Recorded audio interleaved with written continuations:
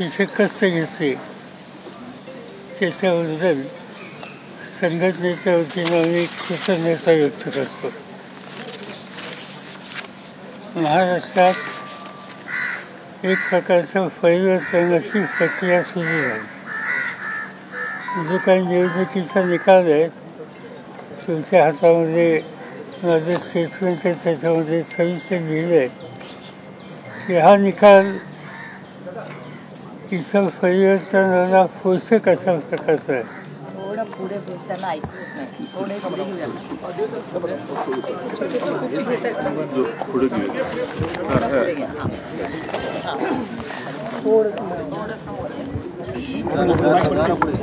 Mic पडतील अशा नका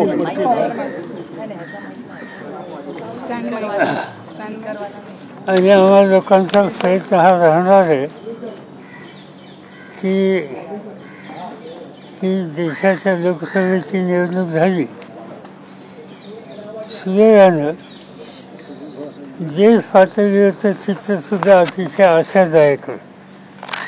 विशेषतः उत्तर प्रदेशमध्ये सर्वसाधारणपणानं तुम्हा लोकांचं आणि आमच्या काही सहकाऱ्यांचं असेसमेंट जे होतं त्यापेक्षा वेगळा निकाल उत्तर प्रदेशच्या जनतेनं दिलेला आहे.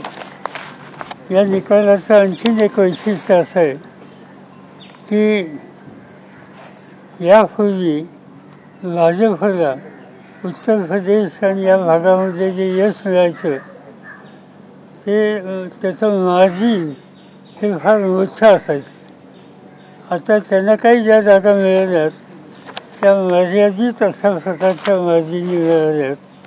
याचा अर्थ राष्ट्र पातळीवर आम्ही लोक जे सगळे काम करतो त्याचे विशेषतः उत्तर प्रदेश आणि हिंदी बेल्टमध्ये जे आमचे सहकारी काम करतात त्यांनी आम्ही सगळ्यांनी मिळून अधिक लक्ष दिलं तर आज उत्तरेकडचा जो चेहरा आहे तो बदलायला एक अनुकूल अशा प्रकारचं चित्र दिसतं आहे आणि त्यासाठी आम्हाला लोकांच्याकडून काळजी घेतली जाईल.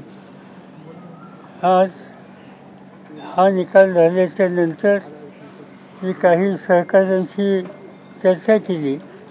विशेषतः काँग्रेस पक्षाचे अध्यक्ष खरगे, मार्क्सवादी कम्युनिस्ट पार्टीचे प्रमुख सीताराम येचुरी आणि अन्य. तर त्याच्यामध्ये कदाचित अजून नक्की नाही पण उद्याच्यालाच दिल्लीमध्ये बैठक होण्याची शक्यता आहे आणि त्याचा संदेश आज संध्याकाळपर्यंत मला आणि आमच्या इतर सहकार्यांना मिळेल.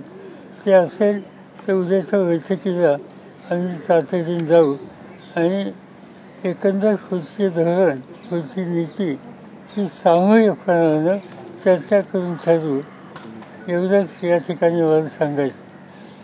आज या निवडणुकीमध्ये अनेक गोष्टी चांगल्या घडलेल्या आहेत. राष्ट्रवादी काँग्रेस पक्षानं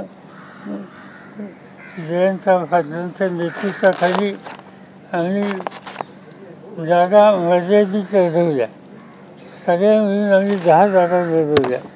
पण त्याच्यामध्ये असं दिसतंय की 7 जागेवर अंतिम काही त्याचं पूर्ण काउंटिंग झालेलं नाही पण 7 जागेवर आज आम्ही पुढे आहोत. किती 7 होती 7 जागेंच्यावर आज आम्ही पुढे आहोत. याचा अर्थ 10 जागा निवडून लढून 7मध्ये विजय मिळण्याच्या संबंधीचं चित्र.